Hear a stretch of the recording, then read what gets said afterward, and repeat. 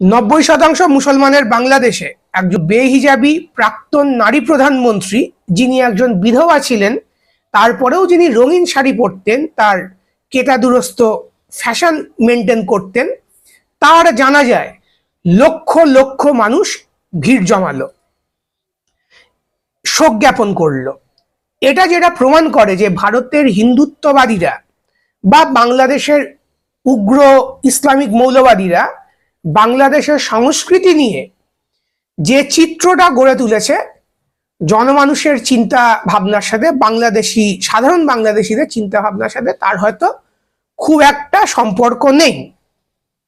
এবং এই যে জানাজা, এখানে শুধু পাকিস্তানের পাকিস্তানের প্রতিনিধি নয়, ভারতবর্ষের প্রতিনিধি হিসাবে ভারতের পররাষ্ট্রমন্ত্রী এস জয়শঙ্কর উপস্থিত হয়েছিলেন। এবং উপস্থিত হয়ে তিনি শুধু জানাজায় অংশগ্রহণ করেননি, তিনি খালেদা জিয়ার যে পুত্র, যাকে আগামী প্রধানমন্ত্রী হিসাবে অনেকে মনে করছে, সেই তারেক জিয়ার সাথে বৈঠক করেন, তাকে ভারতের অফিসিয়াল যে শোকবার্তা সেটা তুলে দেন। এবং খালেদা জিয়ার প্রধান যিনি প্রতিদ্বন্দ্বী, সেই শেখ হাসিনা এবং তার ছেলে সজীব ওয়াজেদ জয়, তারাও তাদের শোক জানিয়েছেন। এবারে এইটা নিয়ে অনেকে অনেক জল্পনা করছে, অনেকে মনে করছেন যে আওয়ামী লীগের পরে বিএনপি এবার ভারতের এজেন্ট হতে চলেছে, তার জন্য এই বৈঠক এস জয়শঙ্কর করেছে বিএনপির সাথে। অন্যদিকে শেখ হাসিনা এবং সজীব ওয়াজেদ জয় আওয়ামী লীগ কর্মীদেরকে বার্তা দিতে চাইছে যে তারা যেন এবার বিএনপিকে ভোট দেয়। এইটা জামাতে ইসলামীর তরফ থেকে বা বাংলাদেশে এক অংশের তরফ থেকে, আল্ট্রা রাইটদের তরফ থেকে এইটা মোটামুটি প্রচার চলছে। আমরা দেখব যে আমরা এরকম কোনো স্পেকুলেশন আদৌ করতে পারি কিনা, এরকম কোনো কনক্লুশনে আসার আদৌ কোনো দরকার আছে কিনা। আমরা সংক্ষেপে দেখে নেব যে কিরকম সম্পর্ক ছিল ভারতের সাথে বিএনপির বা খালেদা জিয়ার। খালেদা জিয়া এরশাদের স্বৈরশাসনের বিরুদ্ধে আন্দোলন করছেন শেখ হাসিনার সাথে হাত মিলিয়ে। তারপর 91 সালের নির্বাচনে খালেদা জিয়া প্রথম নির্বাচিত নারী প্রধানমন্ত্রী হচ্ছেন। 96 সাল অবধি তিনি মেয়াদ শেষ করছেন, তারপরে তার সরকার বদলাচ্ছে। কিন্তু এই সময়ের মধ্যে খালেদা জিয়ার সাথে খুবই স্বাভাবিক সম্পর্ক থাকছে ভারতের। এবং এই সময়ের মধ্যে কোনো গুরুত্বপূর্ণ চুক্তিও কিন্তু স্বাক্ষর হচ্ছে না, যেটা হাসিনার সময় আমরা দেখব খুব দ্রুত বিভিন্ন রকম ভারতের চুক্তি স্বাক্ষর হচ্ছে। কিন্তু এই 91 থেকে 96 এই সময়টা জুড়ে ভারতের সাথে খুব বেশি দ্বন্দ্ব হয়েছে সেটাও না, তিনি বহুবার ভারত ভিজিট করেছেন। কিন্তু আমরা যদি দেখি ঝামেলাটা পাকলো 2001 থেকে 2006 খালেদা জিয়ার যে সময়কাল, এই সময়কাল জুড়ে কি হলো? এই সময়কাল জুড়ে কিছু গুরুত্বপূর্ণ ঘটনা ঘটলো। এই সময় জামাতে ইসলামী ছিল বিএনপির জোট সঙ্গী, এবং এই সময়ের মধ্যে বিরোধী নেত্রী সেই সময় শেখ হাসিনা, তার উপরে গ্রেনেড হামলা ঘটলো। জেএমবি বা বাংলা ভাই, এই ধরনের উগ্রবাদী, ইসলামিক উগ্রবাদী যে এলিমেন্ট, তাদের উত্থান ঘটলো, যেটা নিয়ে অনেকে মনে করে এতে বিএনপি সরকারের বা জামাতের একটি সায় ছিল। এবং এই সময় জুড়ে বাংলা ভাইয়ের হাতে প্রচুর বামপন্থী কর্মী, যারা মাওবাদী, বাংলাদেশের নকশালপন্থী, তারা ব্যাপকভাবে খুন হলো এবং বিভিন্ন ধরনের সন্ত্রাসবাদী কার্যকলাপ চলতে থাকলো। এই সময় স্পেশাল যে বাহিনী র্যাব তৈরি হলো 2004 সালে মার্কিন প্রশিক্ষণে, যে র্যাবকে শেখ হাসিনার সময় 2019-20 সাল নাগাদ আমেরিকা যার উপরে নিষেধাজ্ঞা চাপালো ভুয়ো সংঘর্ষে, হত্যা ইত্যাদি মানবাধিকার হরণের জন্য। এই মানবাধিকার হরণ কিন্তু 2004 থেকেই খালেদা জিয়া করতে শুরু করেছে। একদিকে তার সময় অনেকে মনে করেন যে তার প্যাট্রোনাইজ করা যে ব্যবস্থা, তাতেই ইসলামিক মৌলবাদীদের উত্থান হয়েছে, অন্যদিকে মৌলবাদীদেরকে শায়েস্তা করার নামে ফেক এনকাউন্টারের জন্য একটি সংস্থা গঠন করা হয়, সেটা হচ্ছে র্যাব, যারা ব্যাপকভাবে সেই সময় থেকেই মানবাধিকারগুলো হরণ করে আসছে। আবার মনে করিয়ে দিই, যেই মানবাধিকার হরণের অছিলায় বাংলাদেশের ওপর আমেরিকা 2019 সালে নিষেধাজ্ঞা চাপাবার চেষ্টা করলো বা কিছু মাত্রায় চাপালো। এবং এই সময় যেটা দেখা যায়, ভারতের উত্তর পূর্বাঞ্চলের যে বিচ্ছিন্নতাবাদী বা স্বাধীনতা সংগ্রামী যেটা মনে করেন সেই শক্তিরা আছে, তাদেরকে বাংলাদেশে শেল্টার দেওয়া হতে শুরু করলো। বাংলাদেশের বর্ডারের ভেতরে নাগা বা আসামিজ, এই যে শক্তিরা আছে যারা স্বাধীনতা চায় নাগাল্যান্ডের, মণিপুরের বা আসামের, তারা সেখানে ঘাঁটি গাড়তে শুরু করলো বাংলাদেশের ভেতরে। এবং অনেকে মনে করে এটা বাংলাদেশের সেনার তত্ত্বাবধানে হয়েছে। এবং এই সময় পাকিস্তানের সাথে খুব ভালো একটি সম্পর্ক গড়ে ওঠে। ফলত এছাড়াও আরেকটি ঘটনা ঘটে, সেটা হচ্ছে চট্টগ্রাম বন্দরে 10 ট্রাক অস্ত্র উদ্ধার হয়। এবং ভারত যেটা মনে করে এই 10 ট্রাক অস্ত্র এটা নর্থ ইস্টে যাচ্ছিল। নর্থ ইস্টকে যারা ভারত থেকে স্বাধীন করতে চায় বা বিচ্ছিন্ন করতে চায় তাদের হাতে যাওয়ার কথা ছিল। স্বাভাবিকভাবেই খালেদা জিয়ার অ্যাডমিনিস্ট্রেশন সে চূড়ান্তভাবে ভারত মনে করতে একটি ভারত বিরোধী অবস্থানে চলে গেছে। ফলত বিএনপির সাথে ভারতের সম্পর্কটা খুব একটা ভালো না। খুব একটা কেন, ভালো নাই এটাই সবাই জানে। এবং ভারত ব্যাপকভাবে আওয়ামী লীগকে সমর্থন করত বলে বাংলাদেশিরা মনে করে। অনেকে মনে করে যে বিএনপি যেহেতু জামাতের প্রভাবে পাকিস্তানের দিকে গেছিল, তাই ভারতের কাছে আওয়ামী লীগ ছাড়া আর কোনো অপশন ছিল না। আবার অনেকে মনে করে যে ভারত যেহেতু 71 সাল থেকেই বাংলাদেশ রাষ্ট্রের সাথে সম্পর্কের বদলে আওয়ামী লীগ বলে একটি নির্দিষ্ট দলের সাথে সে সম্পর্ক গড়েছিল, ফলত বিএনপিকেও জামাতের দিকে বা পাকিস্তানের দিকে ঝুঁকতে হয়েছিল।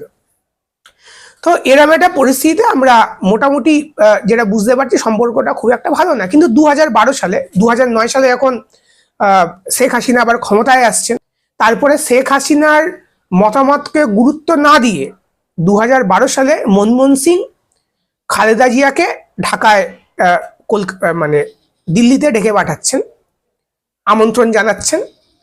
তাকে প্রচণ্ড সাদর আমন্ত্রণ জানিয়ে দিল্লিতে আনা হচ্ছে। এবং ভারত সেই সময় যেটা বলছে যে আমরা পিছনে ফিরে আর তাকাবো না, আমরা সামনে এগোবো এবং আমরা বন্ধুত্বের পথে এগিয়ে চলেছি। এই ব্যাপারটা শেখ হাসিনার খুব একটা পছন্দ হয়নি, কিন্তু মনমোহন সিং সরকার এটাকে পাত্তাই দেয়নি। স্পষ্টত মনমোহন সিং সরকার হয়তো ভাবছিল এরপরে যদি ইলেকশন হয়, সেই ইলেকশনে যে ইলেকশন হওয়ার কথা ছিল, পরের ইলেকশনে যদি খালেদা জিয়া আসে, তাহলে আমাদের সম্পর্কটা আওয়ামী লীগের সাথে না হয়ে বিএনপির সাথেও হওয়া উচিত। সবচেয়ে বড় কথা, বাংলাদেশ রাষ্ট্রের সাথে হওয়া উচিত। যেই ক্ষমতায় থাক তার সাথে আমাদের একটা সম্পর্ক রাখা উচিত, যেটা একটা সুস্থ ভাবনা। তো ভারত 2012 সালে এই চেষ্টাটা করছে। এবং তার পরবর্তীকালে যখন ভারতের রাষ্ট্রপতি প্রণব মুখার্জি ঢাকা সফর করছেন, তখন বিরোধী নেত্রী খালেদা জিয়ার সাথে তার বৈঠকের কথা থাকছে, কিন্তু খালেদা জিয়া নিরাপত্তার কারণ দেখিয়ে সেটাকে ক্যান্সেল করছে। অনেকে মনে করেন যে এটা খালেদা জিয়া করেছিলেন জামাতে ইসলামীর দাবির সামনে মাথা নত করে, কারণ আওয়ামী লীগকে যদি হারাতে হয় আগামী নির্বাচনে, তাহলে জামাতের একটা পাটিগণিতিক যে হিসাব তার ভোটের, সেটাকে তাকে মাথায় রাখতে হতো।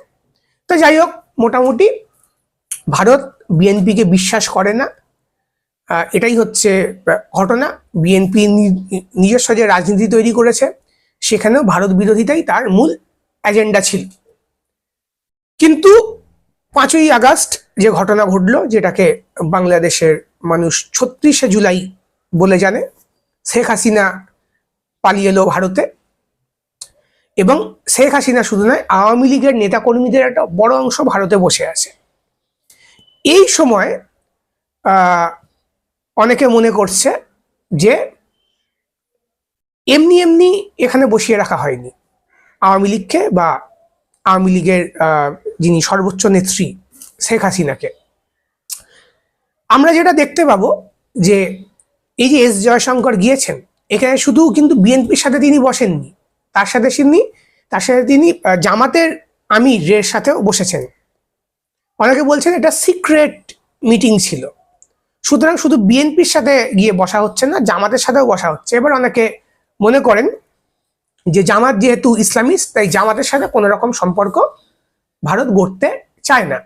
এই কথার কোনো মানে হয় না, কারণ 2023 থেকে 25 অব্দি বাংলাদেশের 4 থেকে 6 জন নাগরিক, তারা কিন্তু পাকিস্তানে তালিবানের হয়ে যুদ্ধ করতে গিয়ে পাকিস্তানি সেনার হাতে মারা গেছে। অন্যদিকে পাকিস্তানের অভিযোগ, পাকিস্তানি তালিবান এবং বেলুচকে সাহায্য করছে ভারত। সুতরাং এই বাংলাদেশের ইসলামিস্টদের সাথে ভারতের গুপ্তচর সংস্থার কোনো সম্পর্ক নেই, এই দাবিটা করার কোনো মানে হয় না। ভারতের পররাষ্ট্র মন্ত্রক যে শুধুমাত্র লিবারালদের সাথে যোগাযোগ রাখবে, কট্টর ইসলামিকদের সাথে যোগাযোগ রাখে না, তার কোনো মানে নেই। পাকিস্তানের স্পষ্ট অভিযোগ যে এই বেলুচরা যারা লেফট লিবারাল, অন্যদিকে চরম দক্ষিণপন্থী তালিবান, এদের মধ্যে যোগসূত্রটা করাচ্ছে কিন্তু সুতরাং এই যে তারেক জিয়ার যাওয়া, এটা তারেক জিয়ার কাছে জয়শঙ্করের যাওয়া, এটা কি প্রুফ করে? বা শেখ হাসিনা যখন শোক জ্ঞাপন করছেন, তখন এটার কি মানে হয়? আমার মতে যে এটাকে এইভাবে দেখা উচিত যে এর কোনো মানে হয় না। এটা সৌজন্যতা ছাড়া আর কিছু না। যদিও শেখ হাসিনা তখন সৌজন্যতা দেখালে ভালো করতেন, যখন খালেদা জিয়া বেঁচে ছিলেন, তখন তিনি প্রচুর পরিমাণে অসৌজন্যমূলক রাজনৈতিক ব্যালেন্স ভেঙে দেওয়ার মতো শিষ্টাচার বহির্ভূত অনেক মন্তব্য করেছেন খালেদা জিয়ার বিরুদ্ধে। তার চিকিৎসা থেকে শুরু করে তার ব্যক্তিগত জীবন নিয়ে বিভিন্ন ধরনের কুৎসা রটিয়েছেন। কিন্তু এই মুহূর্তে যেটা রীতি, একজন রাষ্ট্রনায়ক মারা গেছেন, সেখানে খালেদা জিয়ার জন্য আওয়ামী লীগের সর্বোচ্চ নেত্রী শেখ হাসিনা তিনি দুঃখ প্রকাশ করেছেন, শোক জ্ঞাপন করেছেন। এটাতে অন্য কিছু দেখা কেন উচিত না? তার কারণ হচ্ছে, প্রথম কথা, ভারত যদি শেখ হাসিনাকে রেখে দেয়, তার একটা প্ল্যান এ আছে, প্ল্যান বি আছে। প্ল্যান এ এটাই হবে যে শেখ হাসিনাকে আবার সেখানে সুযোগ অনুযায়ী বসানো। যত ইসলামিক তাণ্ডব হবে, যত মব হবে, যত প্রথম আলো পোড়ানো হবে, যত মাজার ভাঙা হবে, শেখ হাসিনার দেশে ফিরে যাওয়ার জন্য জনমত তত বেশি গঠন হবে বাংলাদেশের ভেতরে বা বাংলাদেশের বাইরে। সেক্ষেত্রে সেই সুযোগের জন্য ওয়েট করা ভারত সরকারের একটা নীতি হতে পারে। এবং আওয়ামী লীগের কি স্ট্র্যাটেজি হবে? আওয়ামী লীগের স্ট্র্যাটেজি হবে যে তার যে জনসমর্থন সেটাকে ধরে রাখা। শেখ হাসিনা কখনোই এটা চাইবেন না যে তার দলের কর্মীরা বিএনপি হয়ে যায়, কারণ একবার যদি বিএনপি হয়ে যায়, তারা আবার কি আওয়ামী লীগে ফিরে আসবে?